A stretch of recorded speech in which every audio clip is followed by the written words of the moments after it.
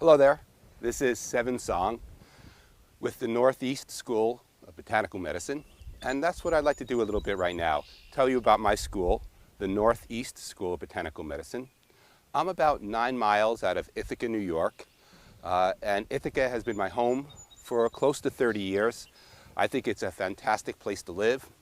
We have a very open community here, lots of organic farms, and the thing that I've been most a part of for the past 5 or 6 years has been the Ithaca Free Clinic. And there's a little segment on the Ithaca Free Clinic, but I want to say that I feel like a town like Ithaca supports it. Conventional medical folks working with herbalists and acupuncturists and mental health workers. So one of my plugs and one of the reasons about the coming to this school is Ithaca itself. So you can look up about Ithaca. Ithaca is surrounded by gorges. Gorges are, you probably have seen those tawdry shirts that says Ithaca is gorgeous. But what I like to say is it is. I mean, there's a lot of places where you have lots of waterfalls, lots of moving water. If John does a quick pan here, you'll see that it's a very green area at this time of the year. We do have reasonably long winters, that's true. This is May 11th, and if you look around on the ground, you'll see that not many things are flowering yet. We have snow up until April. So, but you'll be coming here in May, and by May, usually no more frosts, pretty warm, and gorgeous and lush. So Ithaca itself is a great place to live. If 6 months or some students stay here for a little while. We also have a thriving food co-op. So that's it for Ithaca.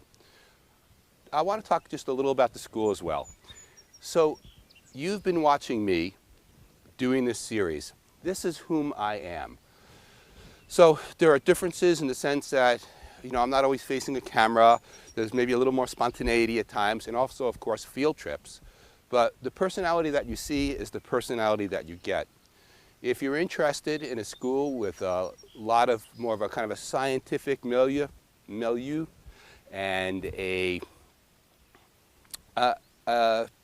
style of considering where disease comes from. So in other words, saying this person has chronic diarrhea. Instead of thinking what herbs are good for chronic diarrhea, we start to evaluate what kind of tissue is involved and what organs might be involved and what input and triggers might be involved. So that's really the goal of the course, I think. Really, let me just sum it up differently. The goal of my program is to increase critical thinking in healthcare. So it's not just, herbal medicine is just one form of medicine. It's the medicine I talk about here. We talk about plants. There's a large emphasis on botany. Lots and lots and lots and lots of botanical identification. So there's that. There's plants and how to use plants and how to make medicine. But in the course of 450 hours, that's about how long the program is, in that time, what I really hope to instill is critical thinking about healthcare. So instead of just saying, well, I've made this medicine and this medicine does that, it's what's wrong? How can we help it? What is this situation about? So it's asking those questions that allow us to delve in deeper to make really good changes in people's health. So there are some times in first aid, you know, you could just apply a hemostat if somebody's bleeding or some simple stuff. But most often when people come to us as herbalists, they have chronic health care issues. And our job is to listen to the story, question the story they're saying in a way that's non-patronizing, and try to figure out what is wrong. That's the goal. What's wrong, and how do I best rectify it? And even, am I best able to? Herbal medicine, the most important. Maybe massage is very important. Maybe they need drugs that would really help them. Maybe the herbs can help the drugs. Maybe drugs first, herbs later, herbs first, drugs later. There's many ways to approach healthcare. And so what I want to instill here is that we have to be open to all of the ways, because the goal of this, as I've said previously, is how do we help our patients? So that's the opening. Right here, you're being filmed in front of the classroom.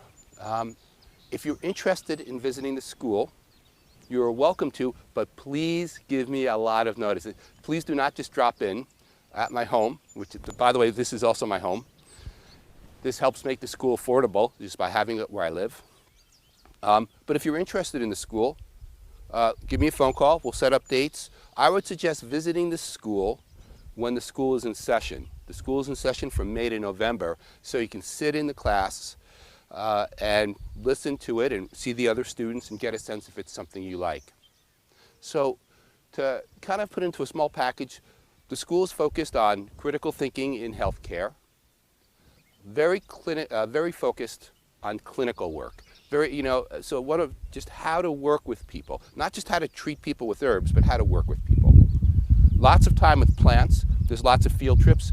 The classes are Monday, Tuesday, and Wednesdays, and the Tuesday class is generally outdoors.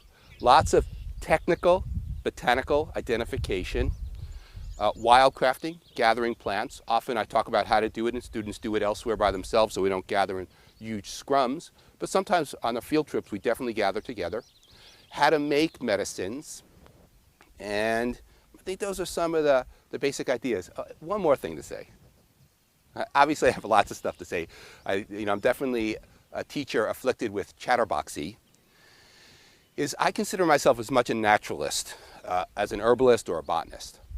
And so when you come to this program, I'm giving you fair warning that for me, I'm as interested often as the insects around me, the spiders around me, the reptiles and amphibians, and just the way that nature works around me. So for those who like that, this program could be very fulfilling. So of course, we're focusing on the plants and how to make medicine. But while we're walking, if I see a very unusually colored cricket, I'm very likely to point out and talk about the differences between crickets and grasshoppers. So it's not a lot of time there, but some of you will like that.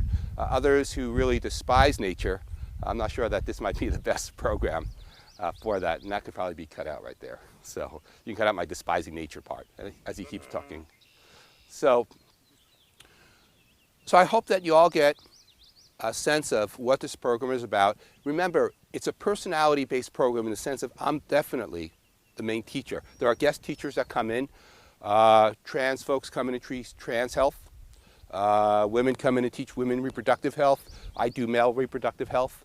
So there are guest teachers that come in, people with their specialties. So a lot of the time, you'll be with me. And so this is Pedro, by the way. I've mentioned Pedro other times. Pedro is not camera shy, as you notice right now, as Pedro approaches John. But Pedro does not come in the classroom. Too many people have cat allergies, and quite frankly, Pedro's not that interested all the time in humans.